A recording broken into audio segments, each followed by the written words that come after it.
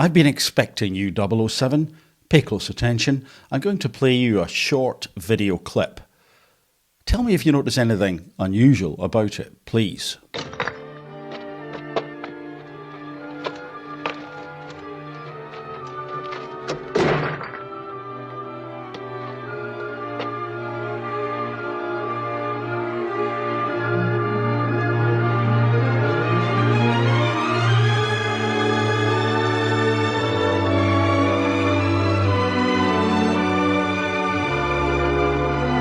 What's that, old chap? Dolly, the girlfriend of Jaws, wasn't wearing braces, and you remember her as wearing braces? Thank you. Well done. So do I. And a lot of us do. But many other people, they don't remember braces at all being worn by Dolly in that movie at any point.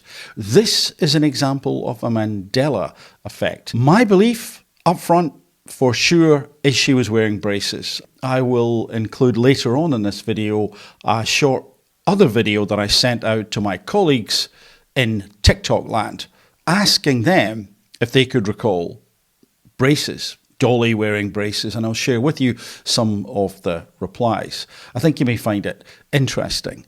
To begin then, from this article, what is the Mandela effect? Examples and explanations. So let's start with where it all began. Fiona Broome started a website to observe this phenomenon in more detail. This where the origin, the Mandela effect, began in 2009. It all started when Broome went to a conference and began talking to other conference goers about the tragedy of the previous South African president, Nelson Mandela, and his death in a South African prison in the 1980s. Now, I don't remember that at all. That's not my memory. That's not my timeline. However, with further research, you will find out that President Mandela did not die in the 1980s. Instead, he passed away in his own home in 2013. That's what I remember. Broome talked to other people about her faulty memories, but also learned that she was not alone. The people she spoke to also remembered seeing news coverage of Mandela's death and a speech made by his widow. There was quite a shock to Broome when she realised that a large group of people could remember an identical event in such detail, and it never really happened.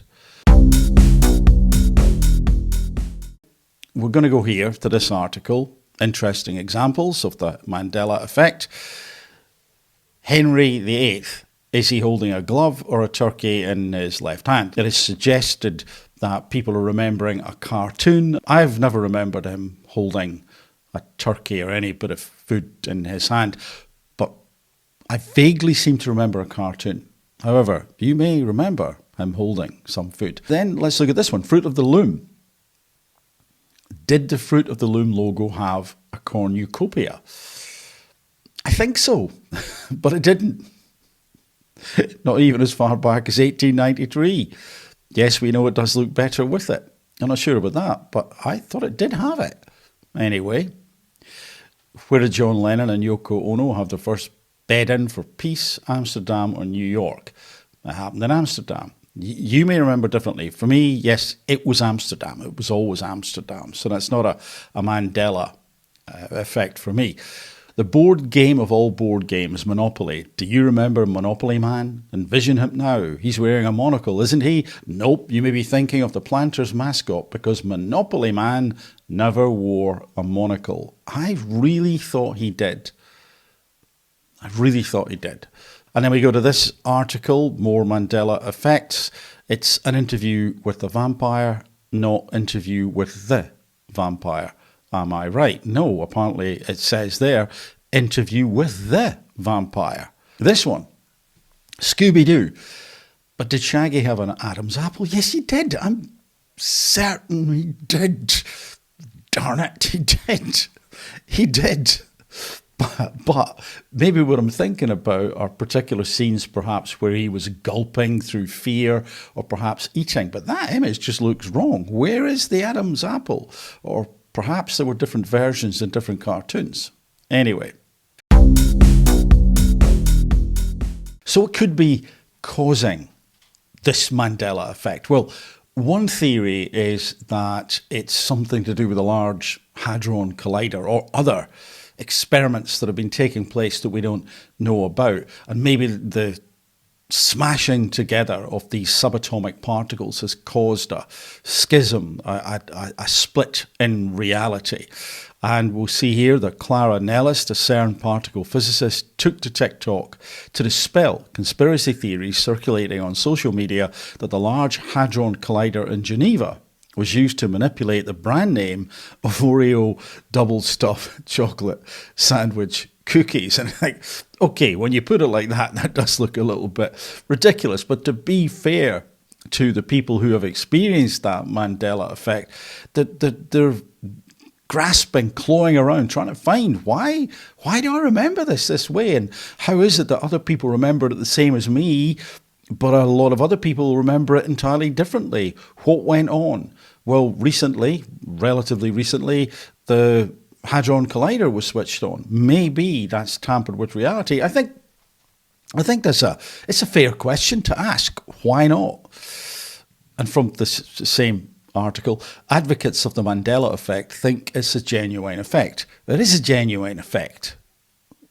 You know, it is an effect because people are experiencing it. But anyway, I'm splitting hairs as opposed to subatomic particles.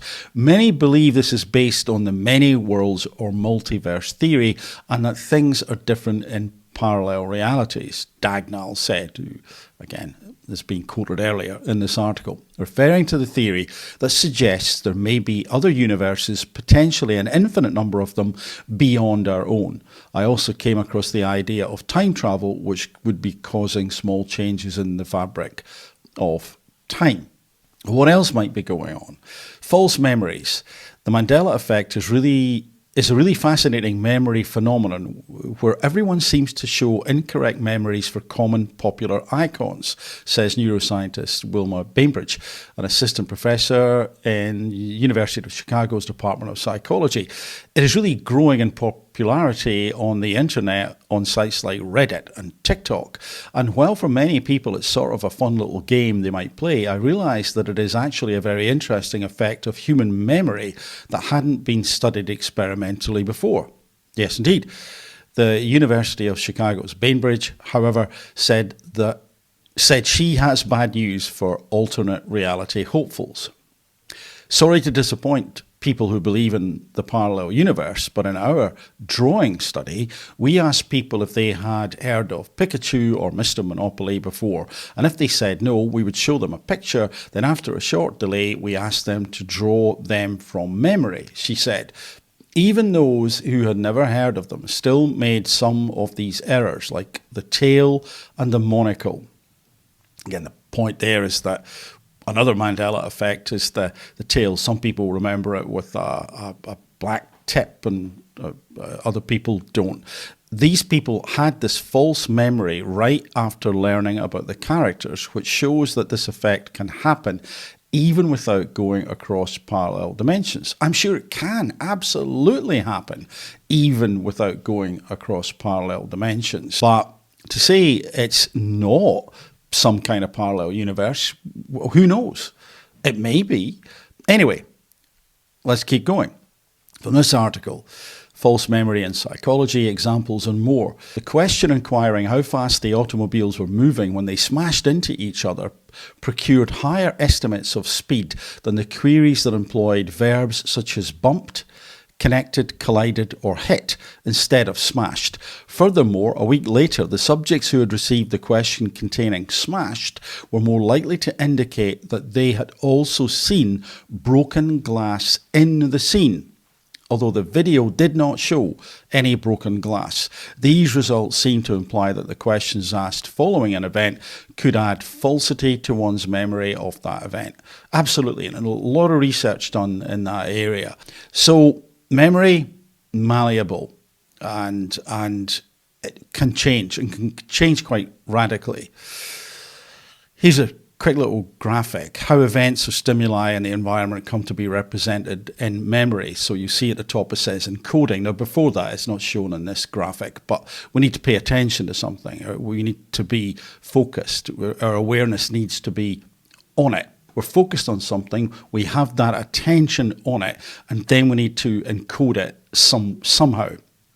And then it's going to go short-term, long-term memory. How the information kept in memory is made available for use, where it says retrieval. So we've got to pay attention, we've got to encode, we've got to store it somehow. It may only stay short-term memory and fade, but if it's long-term memory, then we need to retrieve it. And the retrieval process, it is suggested, can change the memory each time it is retrieved.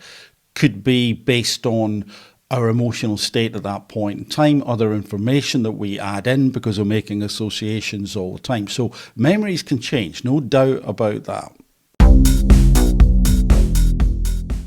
I want to play you a little clip from a video which is actually on YouTube. I'll put a link in the description. It's a really good video, and in this video, someone is explaining, giving a rationale, several reasons for why many people believe that they saw braces in Dolly's mouth. So here's the clip. So, eyes, neck and breasts, 3 distractions. But we're still not finished. I can see 5 more major factors contributing to the illusion. First of all, the lighting. The sun is shining in Jaws' face, so his dentures are gleaming. But with Dolly, the sun is behind her. If she swapped place with Jaws, then we would expect her teeth to gleam in the sun. And when they didn't, it would be obvious there were no braces. And another factor is her glasses. They are thin-rimmed and metallic. This in itself might help trick the viewer into perceiving wire-framed braces. And then there's her dark lipstick. It makes her exposed teeth seem brighter and more prominent. If this had been a light pink lipstick, it may have broken the illusion. And add to that another factor. Dolly has very straight and well-balanced teeth, no prominent gaps. This fits with Jaws' dentures being 2 large pieces of metal with no gaps. I'm not sure that everyone's attention is going to be drawn in that way, or indeed that because the glasses are metal, they will presume that some kind of metal brace was there. I don't know, but it's a good explanation, and I think it could account for some people remembering braces. But I don't think it's enough. So what else might be going on? Collective unconscious, perhaps, a term introduced by psychiatrist Carl Jung to represent a form of the unconscious, that part of the mind containing memories and impulses of which the individual is not aware, common to mankind as a whole and originating in the inherited structure of the brain. It is distinct from the personal unconscious, which arises from the experience of the individual.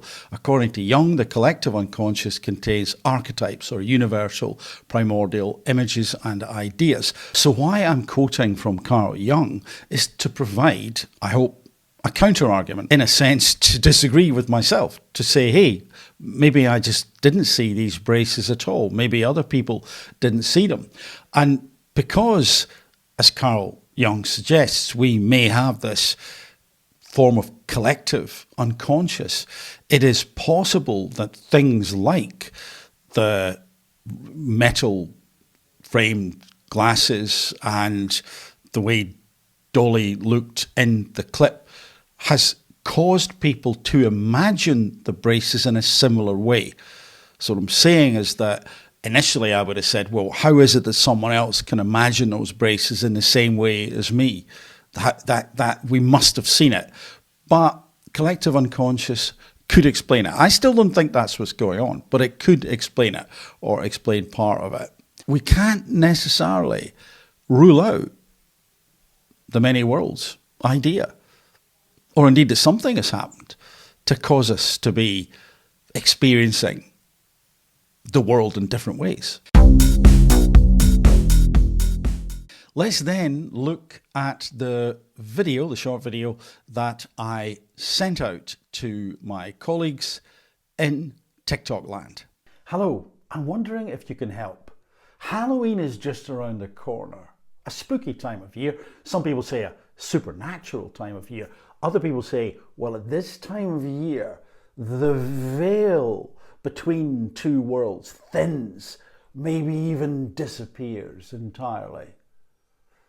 What better time then to investigate a potentially otherworldly phenomenon the Mandela Effect. You may have heard of the Mandela Effect. This idea that some people have very strong memories about an event, a person, a thing, a movie, and other people have, well, a very different strong memory of an event, a thing, a movie, a person, etc. And sometimes never the twain shall meet. Is this an example of false memories? Or is it perhaps an example of a parallel universe, an alternate timeline? And what I'd like your help with is to help give me some input for a little film that I'm making, a short video about the Mandela Effect. I'll post it on another channel and I'll let you know when that has been done. It's probably going to be a little bit long for TikTok. But what I'm specifically looking for, well, it's your memory. What do you remember, if anything, if you've watched it, about the movie Moonraker, the James Bond movie, Roger Moore, Jaws, Richard Kiel, and the character Dolly, who was in the movie the girlfriend of Jaws, played by Blanche Ravaillac? Did she wear braces? Is that your memory? Or is your memory that she didn't? So you let me know in the comments, and I may even use some of the comments. I'll take your name off just in case you don't want it there and put in the finished video, and we'll see what we come up with. I'm really interested in this. I'm not going to tell you what I think at this point in time, spoilers, priming, influencing, but I'm really interested in the Mandela Effect, and particularly the one around Dolly and the braces. So if you can help out, I will be eternally grateful. Thank you very much. And now I'm going to show you just a few of the replies that I received in response to that video. So one person here, yes, she had braces. Braces, 100%. I'll fact check that later. She definitely did. That was the whole point, because he had them also. And that's my memory of it. That was the whole point of the scene, of the clip.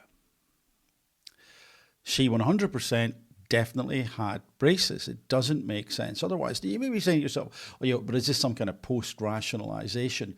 I don't think so. I remember in vivid detail watching that movie, and I'll come back to that shortly. I had no memory of it till you asked about braces, and then got a flashback of the two of them trying to kiss. So I'd say braces. Now, I have no recollection of them trying to kiss at all. So this reply, braces on her teeth. At first I thought yes for a second, but I actually think it was the glasses. That was when Jaws clicked. I didn't remember that was her name until you explained. So this person thinks it was the glasses. I believe this is what this comment means. And they clicked as a couple when Jaws saw the glasses. So again, they don't remember it that way. This one, I was 100% sure she did, but having looked, and this I'm presuming is that the movie DVD or online or somewhere, she wasn't in this. She wasn't, meaning wearing the braces, in the scene where her and Jaws sit down to enjoy champagne. And definitely now, you can't see any braces in that scene at all.